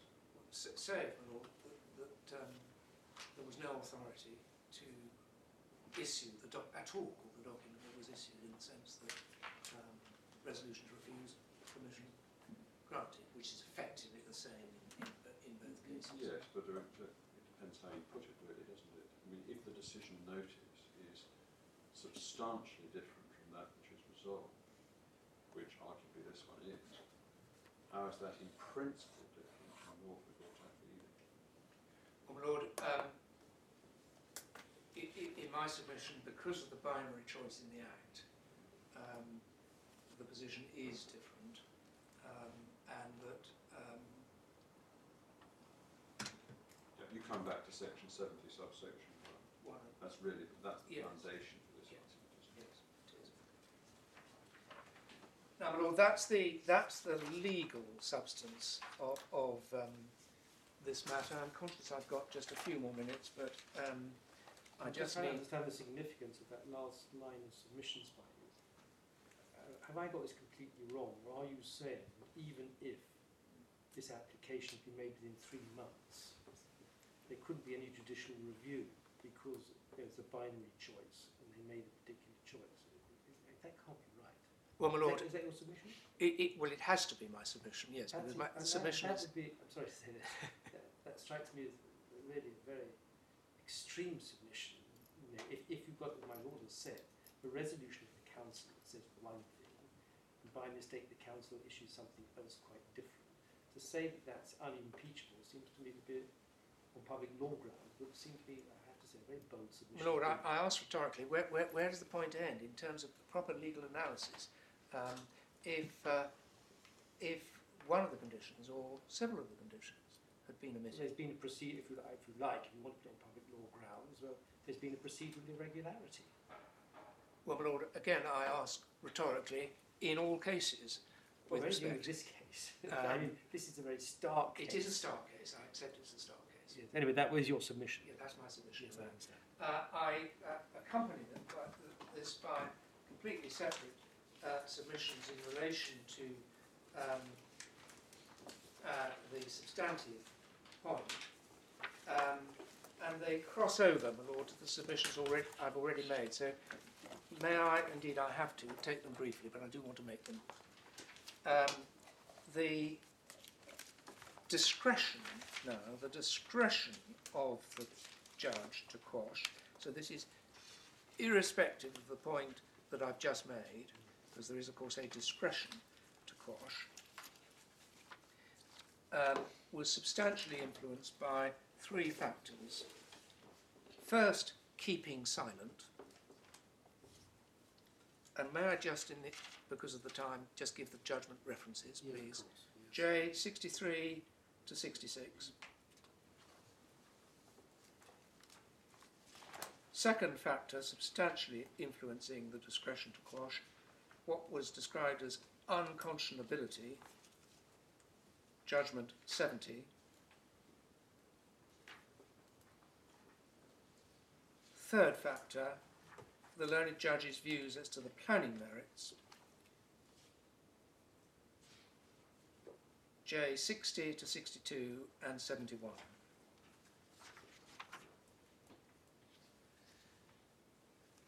Sorry, 60 to 62. And 71. Lord, I'd happily go to those paragraphs, but I don't think I have time, and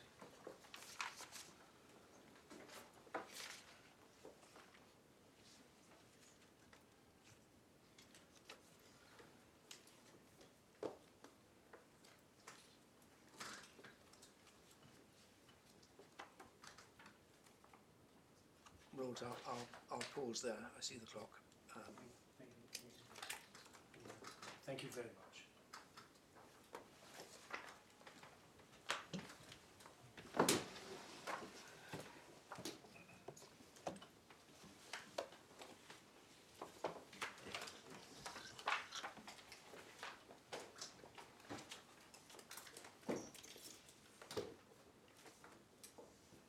Lord, My Lords, could I start just by picking up on an observation made by my Lord Justice Irwin? This is an appeal against a decision on a claim for judicial review brought by my client against the decision of the council to issue what I submit was and remains an unlawful planning permission. I use the word unlawful because that's established in principle by the case of Taff Ely and Norfolk. It doesn't mean the unlawful planning permission has no legal consequence, but it is unlawful nonetheless, and I'll show your lordships that in a moment. And in the judgment of the judge below, you'll recall that he observes at paragraph 72, or that's at tab 5 of the core bundle, page 40, neither the local planning authority nor the interested party emerged with much credit. My Lords, for the reasons you will see in his judgment, and I would submit is the case, that was a perfectly fair observation. But this claim, and now the appeal, concerns my client's challenge of the unlawful acts of the local planning authority. And as my Lord Justice Irwin has observed, and I'll show you on the facts, indeed, insofar as my learned friend characterised the council's conduct as suppression of the unlawful conduct, it can only serve to reinforce both the exceptional nature of this case and the good reason for why it was brought when it was. And therefore, my learned friend's attack on the council in terms of what it did are in fact grist to my mill. On the extraordinary facts of this case, it's difficult to come up with a better working example in practice than the exception that proves the rule. And, my Lords, far from there being any basis for the inter aurorem submission made in my learned friend's skeleton argument that the implication of this extension would be alarming to the statutory planning system and thus contrary to the public interest, see paragraph 22. In my submission, the exercise of a discretion to extend time based on a careful exposition of the extraordinary and exceptional facts only serves as an exception to reaffirm the basic rule. It's only in exceptional cases such as this where an extension is likely to be granted. And the only message that that decision can send is a reassuring one, which would instill public confidence in the planning system and the court's scrutiny of it, that in fact the courts will not allow the rules to be abused in circumstances as such as this to prevent the quashing of an unlawful planning permission where the exceptional circumstances dictate it should be. And of course, there's no issue in principle as to the existence of a 3-month time limit then at that time applicable, and indeed the court's power to extend the time, nor the principles applicable to that extension period in the planning context. We don't take issue with the cases, but what the cases demonstrate, and I will show your lordships very briefly the 3 cases my learned friend relies upon, in each of them the court has stressed that whilst it will be rare, it depends on the facts, and in each case a fact-sensitive analysis of scrutiny is given to what actually occurred. And you'll see that in Finn Kelsey, Gerber itself, and in my Lord Justice Lindblom's judgment in Connors. there's no better example of an exceptional case. Indeed, we struggle to find anything to assist your lordships on this, where one is concerned with a planning permission which on its own terms was unlawful, having regard to the resolution that was made by the council. There's no precedent that we're aware of where the appellant knows that, but does nothing about it. The appellant was present at the meeting of the council where that resolution was made. It knew that the permission issued by the officer was unlawful because it was outside the terms of the authority granted by the planning committee. They realised it was unlawful, we're told. They knew it was a mistake. It appeared on the council's website for a short period of time, less than 5 months, and I'll come to that period as to whether my client should have been aware of that in a moment. It's a rather peculiar context. But there's no evidence that anyone else saw it. We certainly didn't. And then, after May 2012, the incorrect version, or the unlawful version, was removed, and what my learned friend now calls a bogus document was there for the public to see, including my client. But, my lords, my learned friend skipped over a chapter in this history, and I do want to come back to it, because it's referred to in the judgment. It may not be convenient to my learned friend, but it's part of the factual matrix. This isn't a case of sitting silent and doing nothing. The appellant applied to discharge the conditions of the so-called bogus document. They made an application which would have gone on the register in the same way, relying upon the so-called bogus document, seeking discharge of each of the conditions which required discharge, and I'll need to show you what other conditions were there. If the appellant had believed that they were in receipt of what my learned friend considers the lawful planning permission issued in December, if the appellant believed that, there would be no basis for submitting an application to discharge the conditions of the bogus document. What's the significance of that, though? Obviously their subjective view, whatever it was, cannot confer legality on the planning commission. Yeah. My lord, it goes, sorry. Does it operate on prejudice? At what level in this? It goes exactly to the discretion, my lord. Of course, I accept, my lord, your lordship's entirely right.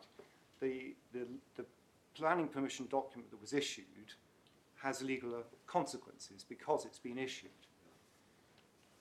But what my learned friend was not dealing with, in my submission, what the correct thing the court is here concerned with, is the exercise of a judge's discretion in the court below to extend time having regard to the proper assessment of all the facts.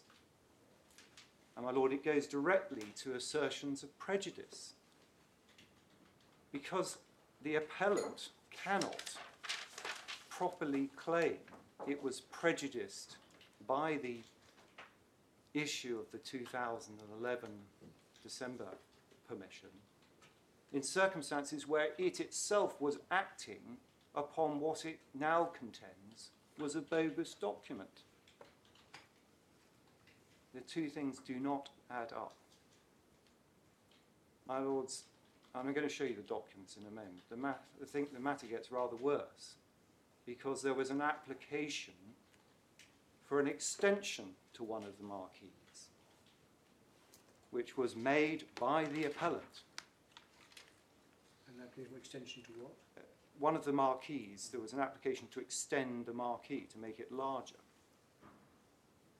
That was granted by the council, but with a temporary consent, referable again to the same 5-year period the council believed was governing the situation, and the reasons expressly refer to the existence of a temporary consent. And once again, my Lord, the appellant cannot properly contend that it was relying upon the 2011 December document in circumstances where it received that very permission in response. And my answer to your Lordship's question, what's the significance of that, would be exactly the same. It doesn't affect the fact that the 2011 document had legal consequence, but it certainly does affect whether one should extend time and the circumstances of whether there was actually prejudice in extending time to the appellant. But I'll come to that and I'll show you on the face of the documents what actually occurred. Right. You're not suggesting some very elaborate deception under which they purported to show the world they were relying on the correct form, what should have been the correct form of the planning permission, knowing all the while that that wasn't actually the applicable. My Lord, I don't know why it was done, but I know it was done. And I know the appellant, because the appellant is a company, the appellant therefore was acting vis-à-vis the council and the public, because these things go on the public register, as if the position was governed by what I would say is the correct form of the permission. I don't know the motivation, but the one thing that's common to all of these things is the appellant. And they're the ones who are, of course, in issue. You'll see, my Lord, that in fact it was done by a different planning agent. Those applications were submitted by a different planning agent. We're not told why, but it was done in that way.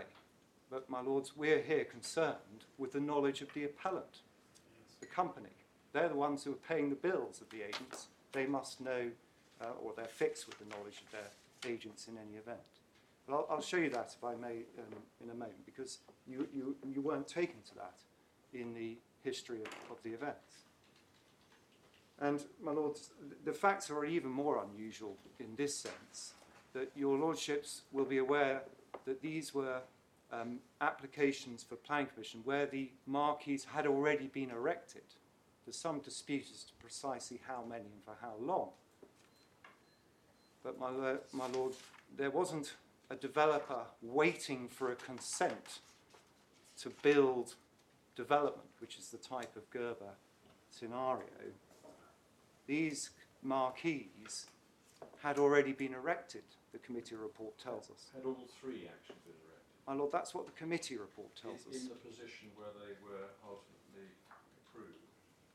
So, my Lord, that's right. If you look at the committee reports, which you'll find in the supplementary bundle,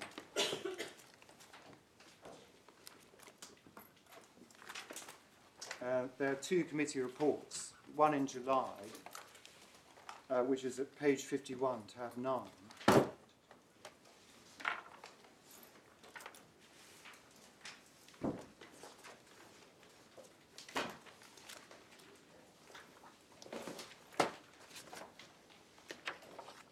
I might have given you the wrong reference, I apologise. You need to go back a stage. Sorry, my Lords, can I just refer you back earlier in the bundle? 2007. There's information as to when these marquees first went up. But if one turns to page 7... Which tab? I'm so sorry, Lord. Tab 2. Thank you. There are 3 committee reports dealing with 3 applications for the marquees, and in each case it said there were retention of existing marquees.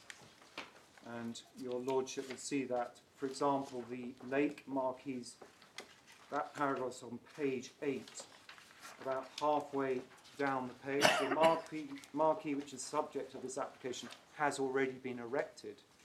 It's on page 8.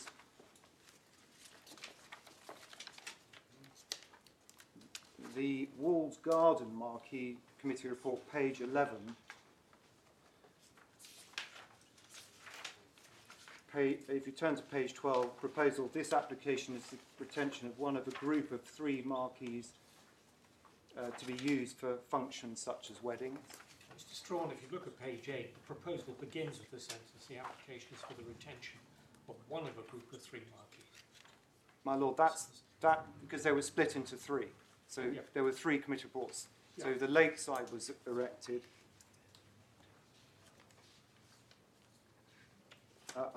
I'm not sure about the erection of the walled garden marquee, but I'd understood it had been erected. I'll show you another document in a moment. And then the Dell Thornton Manor Road 15, the Dell marquee, page 15, proposal, retention of a marquee with car parking. Yes, but then there was enforcement action. The enforcement, by the time of the enforcement action, Sorry, I'm going to what am I looking at, page 15? sorry, my lord, page 15, the very top. Retention of a marquee with car parking. Yes, and then if you turn Proposal. over to page 16, halfway down, the marquee, which is the subject of this application, has already been erected. So I think there may be a question mark over the walled garden one. If you turn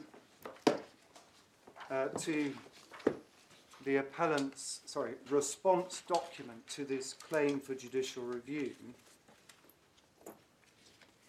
which you'll find in the core bundle,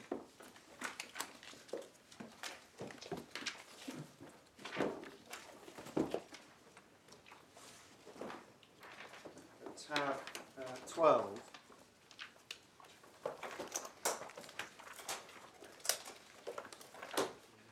this is in response to the judicial review claim.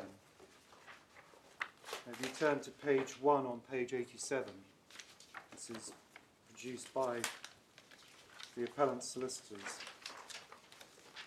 First paragraph, halfway through it, 3 marquees have been cited in the grounds of Thornton Manor since 2006 and used for the purpose of generating business, which in turn allows for long-term management. And as my lord may have already alluded to, there was an enforcement notice appeal, and it appears by the time the inspector went on site, 2 of the marquees had been taken down. As I understand it, they were put back up. But, my lord, these things happen. But certainly you can see in the response to this judicial review claim, we're told 3 marquees have been present since 2006. So, but anyway, as at the moment when planning permission was applied for under the present application, there were 3 marquees on the site. My lord, I don't know the position. I know that there was an enforcement notice in extant, and I'll show you. Perhaps I can take it in chronology.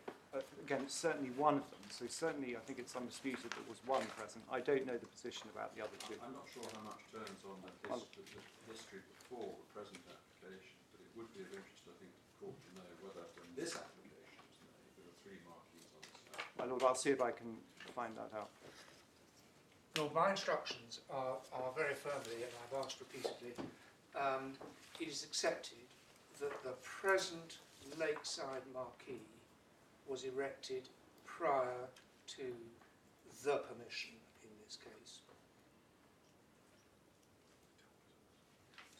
The other 2, as I understand it, by way of relocation, as my learned friend has indicated, there was marquees taken down following enforcement action. The other 2 marquees did not exist at the time of the planning permission and were erected pursuant to it.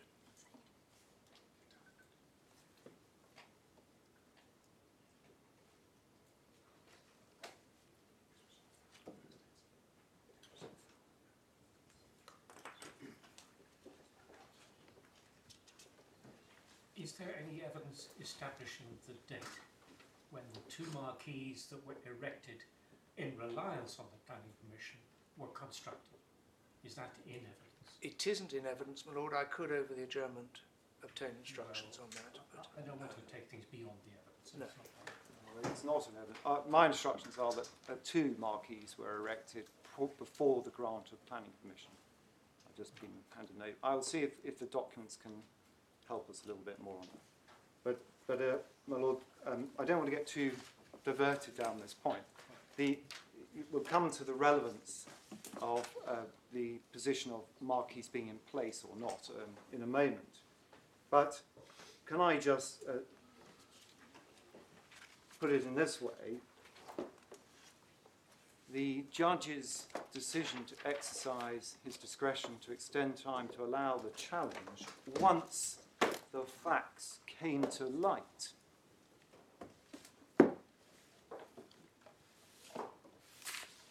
is, in my submission, a very clear and legitimate exercise of the power under the rules to extend time in a rare case. There is no allegation, for example, that the claimant, my client's first respondent, delayed once they were aware of the position.